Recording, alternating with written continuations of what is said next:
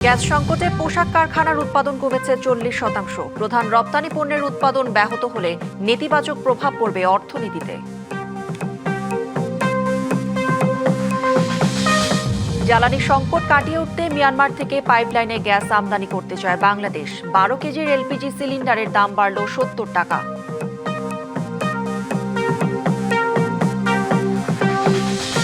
জুলাই জুড়ে ছিল ডেঙ্গুর থাবা, এখনো বাড়ছে আক্রান্ত। রাজধানী পেরিয়ে সংক্রমণ ছড়াচ্ছে সারা দেশে। হটস্পট চট্টগ্রাম ও বরিশাল।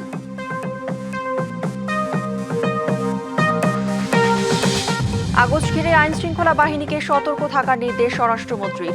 পুলিশ সদর দপ্তর বলছে নিয়মিত নিরাপত্তাই অংশ।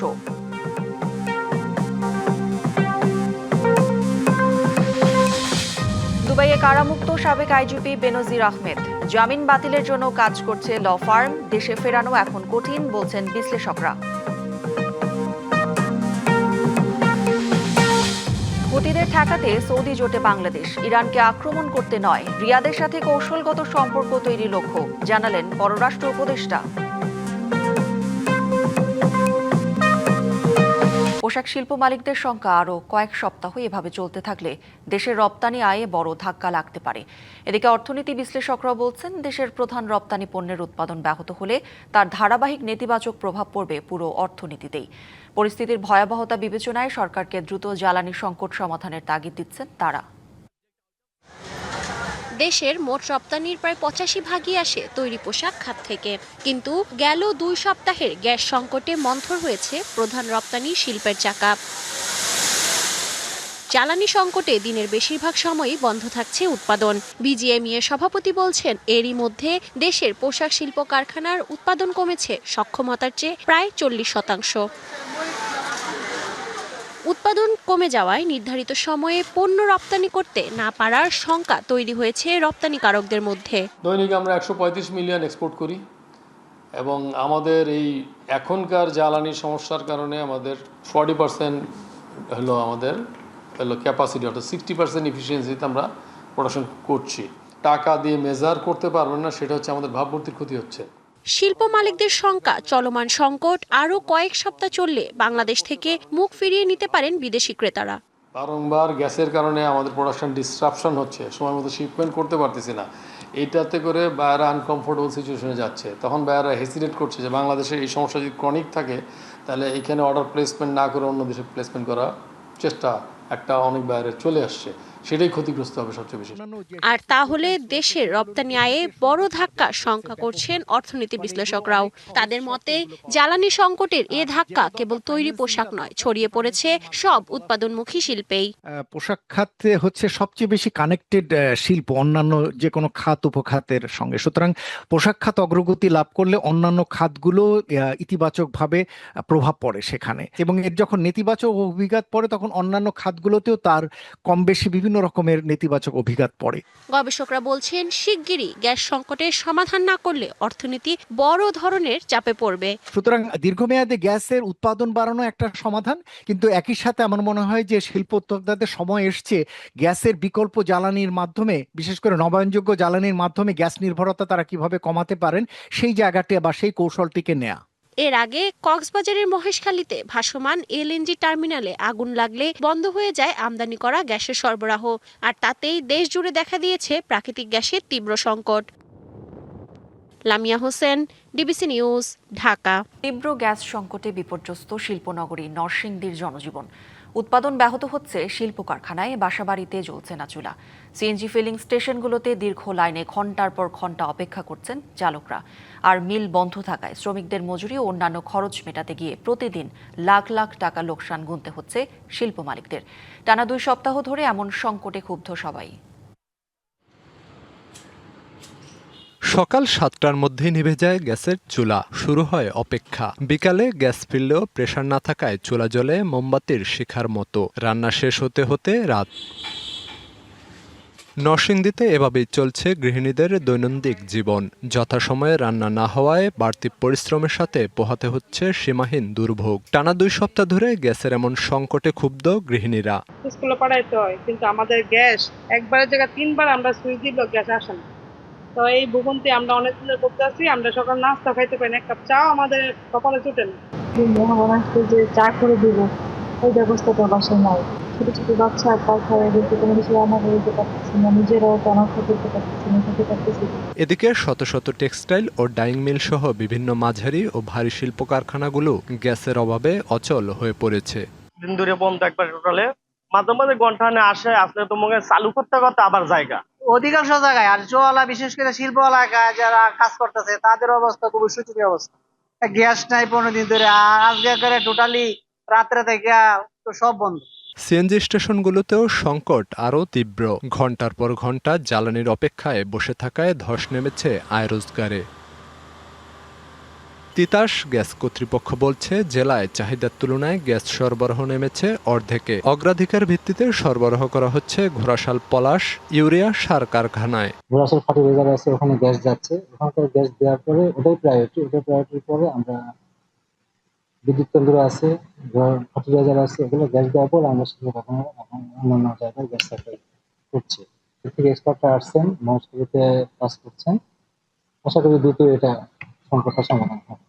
আগুনে ক্ষতিগ্রস্ত বন্ধ এলএনজি টার্মিনালটি পুরোপুরি চালু করতে আগামী 10 আগস্ট পর্যন্ত সময় চেয়েছে এক্সিলারেট এনার্জি। এছাড়া বন্ধ টার্মিনালের অক্ষত বয়লারটি চালু হলে সংকট কিছুটা কমবে আশা করা হচ্ছে। DBC news desk. দেশের জ্বালানি সংকট মোকাবিলায় এবার প্রতিবেশী দেশ মিয়ানমার থেকে পাইপলাইনের মাধ্যমে প্রাকৃতিক গ্যাস আমদানির আগ্রহ দেখিয়েছে বাংলাদেশ।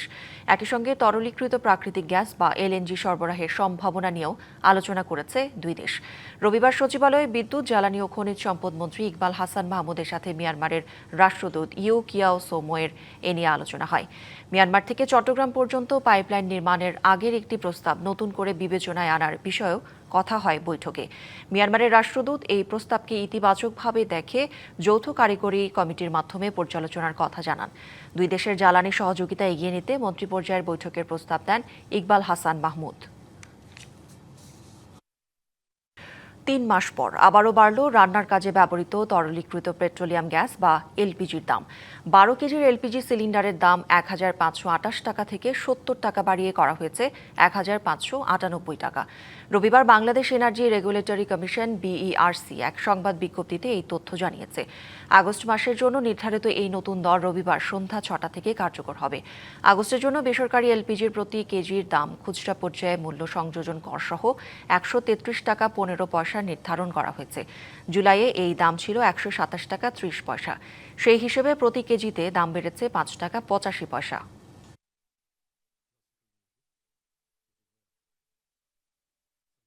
জুলাই জুড়ে ছিল ডেঙ্গুর ভয়াবহ থাবা। এখনও বাড়ছে আক্রান্তের সংখ্যা, দীর্ঘ হচ্ছে মৃত্যুর মিছিল। রাজধানীর গণ্ডি পেরিয়ে সংক্রমণ এখন ছড়িয়ে পড়ছে সারা দেশে। সবচেয়ে উদ্বেগজনক পরিস্থিতি চট্টগ্রাম ও বরিশালে। কীটতত্ত্ব ও জনস্বাস্থ্যবিদরা বলছেন, ঢাকার বাইরে মশা নিয়ন্ত্রণ কার্যক্রমের দুর্বলতাই পরিস্থিতিকে আরও জটিল করে তুলছে। তাই জেলা পর্যায়ে গবেষণা, নজরদারি এবং সক্ষমতা বাড়ানোর ওপর জোর দিচ্ছেন তারা। বিভিন্ন বিভাগের হাসপাতালগুলোতে বাড়ছে ডেঙ্গু রোগী। এখন সংক্রমণের অন্যতম হটস্পট বরিশাল ও চট্টগ্রাম বিভাগ। পিছিয়ে নেই খুলনা, ময়মনসিংহ ও রাজশাহী বিভাগও। স্বাস্থ্য মন্ত্রণালয়ের তথ্য বলছে, জুন থেকে জুলাই ডেঙ্গু সংক্রমণ 3 গুণ বেড়েছে। সেই সাথে বেড়েছে মৃত্যুর হারও। কীটতত্ত্ববিদরা বলছেন, সারা দেশে ডেঙ্গু নিয়ন্ত্রণে দীর্ঘদিন ধরে একই ধরনের দুর্বলতা রয়ে গেছে। কমিউনিকেশনটা দ্রুত হচ্ছে অনেক আগের থেকে। কমিউনিকেশন দ্রুত মানে বাস, ইন্টারসিটি বাস আছে, তারপরে ইন্টার ডিস্ট্রিক্ট বাস আছে।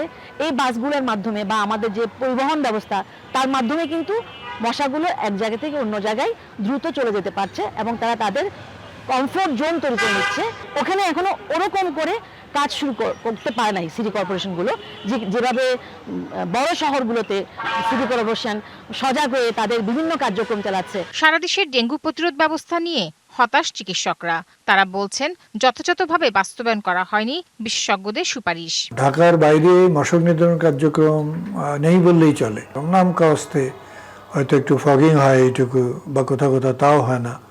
কিন্তু এডিস মশা যে ধরনের, তাদেরকে নিয়ন্ত্রণ করার জন্য এই কীটতাত্ত্বিক যে আমাদের সক্ষমতা, সেইটা বাড়ানো দরকার, যেটা আদৌ নেই। সিটি কর্পোরেশনের কর্মীরা অনেক পরিশ্রম করছেন, কিন্তু পুরোটাই যন্ত্র নির্ভর। এই মশা নিয়ন্ত্রণের জন্য পরিচ্ছন্নতা, এটা মানুষ নির্ভর করতে হবে। মানে হাজার হাজার স্বেচ্ছাসেবকদের দিয়ে পাড়া মহল্লায় একসাথে ঢাকা এবং ঢাকার বাইরে করতে হবে। আপনি শুধু যন্ত্র দিয়ে, ধোঁয়া দিয়ে, কেমিক্যাল দিয়ে এটা নিয়ন্ত্রণ করতে পারবেন না। তারা জানান, জনগণকে সম্পৃক্ত করে সমন্বিত উদ্যোগ না নিলে ডেঙ্গু নিয়ন্ত্রণে আসবে না। Tahsina Jessy, DBC news, Dhaka. Corona মোকাবেলায় নির্মিত, পরে হাম ডেডিকেটেড ইউনিট হিসেবে নাম বদল। কাগজে কলমে 2 দফা উদ্বোধন হলেও রোগীর জন্য এখনও খুলেনি সুনামগঞ্জ 250 শয্যা বিশিষ্ট সদর হাসপাতালের আইসিইউ ইউনিট। ফলে জরুরি ও সংকটাপন্ন রোগী নিয়ে ছুটতে হচ্ছে সিলেট সহ অন্য জেলায়। হাসপাতাল কর্তৃপক্ষের দাবি, সংস্কার কাজ চলমান থাকায় আইসিইউ ইউনিট সচল করা সম্ভব হয়নি। সুনামগঞ্জের প্রধান সরকারি চিকিৎসা সেবা কেন্দ্র 250 শয্যা বিশিষ্ট জেলা সদর হাসপাতাল। হাওর-অধ্যুষিত অঞ্চলটির প্রায় 26 লাখ মানুষের উন্নত চিকিৎসার মূল ভরসাস্থল প্রতিষ্ঠানটি নানা সংকটে জর্জরিত। করোনা মহামারীর সময় হাসপাতালের 8ম তলায় স্থাপন করা হয় 10 শয্যার আইসিইউ ইউনিট, কেনা হয় অত্যাধুনিক সরঞ্জামও। 2023 সালে ইউনিটটি করোনা ডেডিকেটেড আইসিইউ হিসেবে উদ্বোধন করা হয়। একই ইউনিটকে হাম ডেডিকেটেড আইসিইউ হিসেবে পুনরায় উদ্বোধন করা হয় গেল 14 জুন। কিন্তু এখনও শুরু হয়নি রোগী ভর্তি কিংবা চিকিৎসা সেবা। জরুরি ও সংকটাপন্ন রোগী নিয়ে ছুটতে হচ্ছে সিলেট সহ অন্য জেলায়। নতুন তত্ত্বাবধায়ক এসেছেন, উনি বলছেন যে জনবলের অভাব থাকা অবস্থায় কিভাবে আইসিইউ উদ্বোধন হয় সেটা আমার প্রশ্ন। আমরা কর্তৃপক্ষের কাছে আহ্বান জানাচ্ছি সদর হাসপাতালের দিকে সুদৃষ্টি দেওয়ার জন্য। একটি আইসিইউ ইউনিট 2 বার উদ্বোধন করা হলেও চিকিৎসা সেবা দিতে না পারার ব্যর্থতার জন্য কর্তৃপক্ষ দোষছেন অবকাঠামোগত ত্রুটিকে। আমরা ফাংশনিং করতে গিয়ে আমরা কিছু অবকাঠামোগত ত্রুটি পেয়েছি, যার কারণে এটা কারেকশন চলতেছে। এটা কারেকশন হয়ে গেলেই আমরা আমাদের যন্ত্রপাতি সেটিং করে আমরা আইসিইউতে চালু করে দিব। প্রয়োজনীয় জনবল ও অবকাঠামোগত প্রস্তুতি সম্পন্ন না করে উদ্বোধনের মাধ্যমে মানুষের প্রত্যাশা বাড়ানো দুঃখজনক, বলছেন সচেতন নাগরিকরা। সংকটগুলো যদি নিরসন না করা হয়, পর্যাপ্ত চিকিৎসক যদি নিয়োগ না দেওয়া হয়, তাহলে এই আইসিইউ যে বারবার উদ্বোধন করা হচ্ছে সেটা কোনো কাজে আসছে না, লোকজন সেবা পাচ্ছে না। সবাই মিলে যেন এই হসপিটালের দিকে নজর দেন এবং এখানে পর্যাপ্ত চিকিৎসক নিয়োগ দিয়ে যাতে আমাদের হাওরের মানুষের সেবা নিশ্চিত করে। চলতি বছর সুনামগঞ্জে হাম উপসর্গে 48 জনের মৃত্যু হয়েছে। প্রতিদিনই হাসপাতালে ভর্তি হচ্ছেন নতুন রোগী। তাই আইসিইউ ইউনিটটি দ্রুত চালু করার দাবি জেলাবাসীর। DBC news desk. আগস্ট মাসে আবারও নিজেদের অবস্থান জানান দিতে পারে কার্যক্রম নিষিদ্ধ আওয়ামী লীগ। এমন গোয়েন্দা তথ্যের ভিত্তিতে পুলিশের যানবাহনের সম্ভাব্য হামলার আশঙ্কায় মাঠ পর্যায়ের ইউনিটগুলোকে সতর্ক থাকার নির্দেশ দেওয়া হয়েছে বলে জানিয়েছেন স্বরাষ্ট্রমন্ত্রী।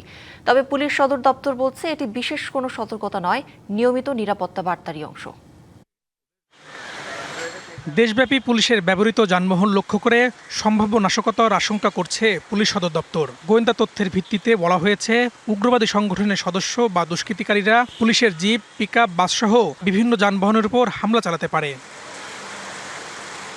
এমন তথ্যে মাঠ পর্যায়ের সব ইউনিটকে নিরাপত্তা ব্যবস্থা জোরদার এবং দায়িত্ব পালনে সর্বোচ্চ সতর্ক থাকার নির্দেশ দেওয়া হয়েছে। পুলিশ সদর দপ্তর বলছে এটি কোনো বিশেষ সতর্কতা নয়, নিয়মিত ঝুঁকি মূল্যায়নের ভিত্তিতে পুলিশ সদস্যদের যেসব নিরাপত্তা নির্দেশনা দেওয়া হয় এটি তারই অংশ। এই নির্দেশনা সেরকমই। এই নির্দেশনা দেওয়ার মূল উদ্দেশ্য হচ্ছে তার কাজটাকে স্মরণ করিয়ে দেওয়া এবং সতর্ক থাকা। 5ই আগস্ট ঘিরে আমরা সবসময় সতর্ক থাকব এবং আমাদের গোয়েন্দা নজরদারি আছে এবং যে কোনো পরিস্থিতির জন্য আমরা প্রস্তুত, বাট আমরা এই মুহূর্তে আতঙ্কিত হওয়ার মতো কিছু। এদিকে বিশেষ সতর্কতা জারির বিষয়ে স্বরাষ্ট্রমন্ত্রী বলেন, আগস্ট মাসে আবারও নিজেদের অবস্থান জানান দেওয়ার চেষ্টা করতে পারে কার্যক্রম নিষিদ্ধ আওয়ামী লীগ। আওয়ামী ফ্যাসিবাদী গোষ্ঠী, যেটা নিষিদ্ধ ঘোষিত রাজনৈতিক গোষ্ঠী, তাদের বিভিন্ন কার্যক্রম আগস্ট মাসে পরিলক্ষিত হচ্ছে, তো সেই জন্য আমরা সবাইকে সতর্ক থাকতে বলেছি। এছাড়া যে কোনো ধরনের নাশকতা বা উগ্রবাদী কর্মকাণ্ড মোকাবিলায় সবসময় প্রস্তুত ও সতর্ক রয়েছে police. Farhaduzzaman, DBC news, Dhaka. দেশে ফেরাতে আইনি প্রক্রিয়া যখন চূড়ান্ত, তখন দুবাইয়ের কারাগার থেকে জামিনে মুক্তি পেয়েছেন সাবেক আইজিপি বেনজির আহমেদ। এই জামিনের কারণে তাকে দেশে ফিরিয়ে আনা এখন অনেকটা অনিশ্চিত হয়ে পড়েছে। যদিও সরকারের পক্ষ থেকে বলা হচ্ছে তাকে ফেরাতে আলোচনা চলছে। জামিন বাতিলের জন্য নিয়োগ দেওয়া হয়েছে ল ফার্ম। সূত্র বলছে, বেনজির দুবাইয়ে তার আইনজীবীদের মাধ্যমে এখন জোর তৎপরতা চালাচ্ছেন যাতে দেশে ফিরতে না হয়। বেনজির আহমেদকে সংযুক্ত আরব আমিরাত কর্তৃক পুলিশ কর্তৃক গ্রেফতার করা হয়েছে। 14 জুন জাতীয় সংসদে সাবেক আইজিপি বেনজির আহমেদ বাংলাদেশের দুদকের মামলায় দুবাইয়ে গ্রেপ্তার হয়েছেন বলে জানান স্বরাষ্ট্রমন্ত্রী। বলেন, বেনজির আহমেদকে ফেরাতে আইনি প্রক্রিয়া চলছে, অতি দ্রুতই তাকে বাংলাদেশে নিয়ে আসা হবে। এরপর দুদক দুবাইয়ে তাদের আসামিকে ফেরত পাঠাতে চিঠি পাঠায়। সরকারের পক্ষ থেকেও অগ্রগতির কথা জানানো হয়। বাংলাদেশের পক্ষ থেকে যখন বেনজিরকে দেশে ফেরাতে আইনি প্রক্রিয়া চালানো হচ্ছে, তখন খবর আসে দুবাইয়ের কারাগার থেকে জামিনে বের হয়ে গেছেন বেনজির আহমেদ। দুদক মহাপরিচালক জানান, আইনি প্রক্রিয়ায় তাদের কোনো গাফিলতি ছিল না। সেন্ট্রাল অথরিটি হলো হোম মিনিস্ট্রি, আমরা হোমে পাঠাই, হোম থেকে সেটা আপনার ফরেন মিনিস্ট্রি হয়ে সেটা সংশ্লিষ্ট দেশে যায়। তো এখন আইনগত যে বিষয়গুলি আছে নিশ্চয়ই সবাই মিলে আমরা খতিয়ে দেখব। মানে আমাদের এখান থেকে যা যা পাঠানোর যা যা করার আমরা সবই করেছি। সরকারের দায়িত্বশীলরা বলছেন, জামিন পেলেও দুবাইয়ের সঙ্গে যোগাযোগ রয়েছে। আমি সার্টিফাইড কপিটা জোগাড় করতে বলেছি এবং আমাদের যে ল ফার্ম নিয়োগ হয়েছে তাদেরকে আমরা ইনস্ট্রাকশন দিয়েছি যেন এই বেইল ক্যান্সেলেশনের জন্য তারা পার্সু করে। তারা আইনানুগভাবে গিয়েছে, আমরা ল ফার্ম নিয়োগ করেছি, আমাদের চেষ্টা আমরা করছি, আমরা আশা করছি এগুলো আমরা বেইল ক্যান্সেল করতে পারবো এবং দ্রুত সময় থাকে ফেরত নিতে পারবো, ফেরত আনতে পারবো। সংযুক্ত আরব আমিরাতের আইন অনুযায়ী তারা ব্যবস্থা নিচ্ছে, সেটা অবশ্যই আমাদের সরকার তাদের সাথে কথা বলবে, আমাদের হোম মিনিস্ট্রি তাদের সাথে কথা বলে পরবর্তী কি পদক্ষেপ আমরা নিতে পারি সেটা আমরা সিদ্ধান্ত নেব। দুদকের আইন শাখার সাবেক মহাপরিচালক মইদুল ইসলাম মনে করেন, জামিনের কারণে বেনজির আহমেদকে দেশে ফেরানো এখন কঠিন। জামিনে যদি বের হয়ে গিয়ে থাকে তাহলে তো অনেকখানি ফ্রি হয়ে গেল। তাকে ফিরিয়ে আনবার ব্যাপারে আমাদের সরকার ওই দেশের সরকারের সাথে যে এরকম আপনার মিউচুয়াল লিগ্যাল অ্যাসিস্ট্যান্স রিকোয়েস্ট কিংবা বন্দি প্রত্যর্পণ এই সমস্ত বিষয়ে যে কাজগুলো করবার কথা ছিল সেই কাজগুলোর কোনো অগ্রগতি তো দেখছি না। এই ফাঁকে আবার যদি উনি কারাগারে থাকতেন তাহলে এক ধরনের ফিরিয়ে আনবার ব্যাপারে হয়তো বেশি রকমের নিশ্চয়তা আছে। আওয়ামী লীগ সরকার ক্ষমতাচ্যুত হওয়ার মাস দুয়েক আগে সাবেক আইজিপি বেনজির আহমেদের দুর্নীতির অভিযোগ প্রকাশ্যে এলে অনুসন্ধানে নামে দুদক। অনুসন্ধান শুরুর সময় দেশ ত্যাগ করেন পুলিশের সাবেক এই কর্তা। 24 জুলাই অভ্যুত্থানের পর তার বিরুদ্ধে কয়েকটি দুর্নীতি মামলা করে দুদক। পরে আদালত গ্রেপ্তারি পরোয়ানা জারি করেন। বাড়িতে থেকে টোকায় নিয়ে আসবো, মাটির তলে ঢুকলে সেখান থেকে বের করে নিয়ে আসবো। Never underestimate the power of the government. Aditya Rafat, DBC news, Dhaka. অনুমোদন ও পর্যাপ্ত সুরক্ষা ছাড়া প্রশাসনের সামনেই কক্সবাজারে চলছে প্যারাসেইলিং। নামমাত্র অভিযান চালালেও নেওয়া হয়নি কোনো ব্যবস্থা। এতে হরহামেশাই ঘটছে দুর্ঘটনা। গেল 2 বছরে প্যারাসেইলিং করতে গিয়ে একজন নিহত ও অন্তত 10 জন আহত হয়েছেন। এমন পরিস্থিতিতে নিরাপত্তা, সরঞ্জামের সক্ষমতা ও তদারকি নিয়ে উঠেছে প্রশ্ন। নীল সমুদ্রের বুকে আকাশ ছোঁয়ার রোমাঞ্চ, তাই তো কক্সবাজারে বেশ জনপ্রিয় প্যারাসেইলিং। কিন্তু আকাশ ছোঁয়ার এমন রোমাঞ্চ নিরাপত্তাহীনতার কারণে পরিণত হয় ঝুঁকিতে। আনন্দের জায়গা দখলে নেয় উদ্বেগ, উৎকণ্ঠা। গেল শনিবার দরিয়ানগরে মোহাম্মদ ফরিদের পরিচালনাধীন প্যারাসেলিং করতে যান 9 জন পর্যটক। একে একে 7 জন রাইড শেষ করার পর সৌভিক রায় প্যারাসেলিং শুরু করেন। কিছু দূর গিয়ে তিনি ছিটকে পড়েন সাগরে। উদ্ধার করে হাসপাতালে নেওয়া হলে চিকিৎসক সৌভিককে মৃত ঘোষণা করেন। শুধু ফরিদের fly air sea sports parasailing নয়, সৈকতের দরিয়ানগর ও হিমচুরি এলাকায় রয়েছে আরও 4টি প্যারাসেলিং রাইড। এর কোনোটির 2 মাস, আবার কোনোটির 2 বছর ধরে ব্যবসা পরিচালনার অনুমোদন নেই। গেল 2 বছরে প্যারাসেলিং থেকে ছিটকে পড়ে আহত হন 10 পর্যটক। বৈরী আবহাওয়ায় গত 28 জুলাই প্যারাসেলিং বন্ধ রাখার নির্দেশনা দিয়েছিল প্রশাসন। অমান্য করা হয়েছে সেটিও, যদিও বিষয়টি অস্বীকার করেছে প্যারাসেলিং কর্তৃপক্ষ। এত বড় একটা ঝুঁকিপূর্ণ কাজ, এটাতে প্রশাসনের অনুমতির দরকার। এছাড়াও অভিজ্ঞ লোক দ্বারা এগুলি পরিচালনা করা প্রয়োজন। তাছাড়া একটা প্রাণ ঝরে গেলে এই প্রাণটা কে ফিরিয়ে দেবে, এটা তো সম্ভব না। কর্তৃপক্ষ যেন সবকিছু পরীক্ষা নিরীক্ষা করে এবং সুন্দরভাবে এই পর্যটন কেন্দ্রটা পরিচালনা করার জন্য বা করে, এটাই আমি আগামী দিনে দাবি রাখব। এসব ঘটনায় প্যারাসেলিং এর নিরাপত্তা, সরঞ্জামের সক্ষমতা এবং তদারকি নিয়ে প্রশ্ন উঠেছে। পর্যটনের যে বিনোদনের জায়গাগুলোকে নিয়ে যে একটা ছেলে খেলা হচ্ছে, এখান থেকে যদি উত্তরণ না হয় তাহলে পর্যটন শিল্পে বিরূপ প্রভাব পড়বে। এই কক্সবাজারের পর্যটনের জন্য আলাদা একটি প্রশাসন গড়ে তোলা। এখন একটি নামমাত্র একটা বিচ কমিটি আছে, তারা আসলে এইটার ব্যাপারে কোনো অভিজ্ঞতা নাই বললেই চলে। অনুমোদনহীন প্যারাসেলিং প্রতিষ্ঠানগুলোর বিরুদ্ধে ব্যবস্থা নেওয়ার কথা বলছে জেলা প্রশাসক। বারবার বন্ধ করা হয়েছে, আমরা অনেকবারই নিয়মিত বন্ধ করি। আমাদের অগোচরেই যে প্রতিষ্ঠান আজকে প্যারাসেলিং এর জন্য পর্যটকদের তুলেছিলেন, আমরা ওনার বিরুদ্ধে আইনগত পদক্ষেপ গ্রহণ করব। সংশ্লিষ্টরা বলছেন, পর্যটকের নিরাপত্তায় নজরদারির পাশাপাশি পর্যটন ব্যবস্থাপনার জন্য পৃথক প্রশাসনিক কাঠামো গড়ে তোলা জরুরি।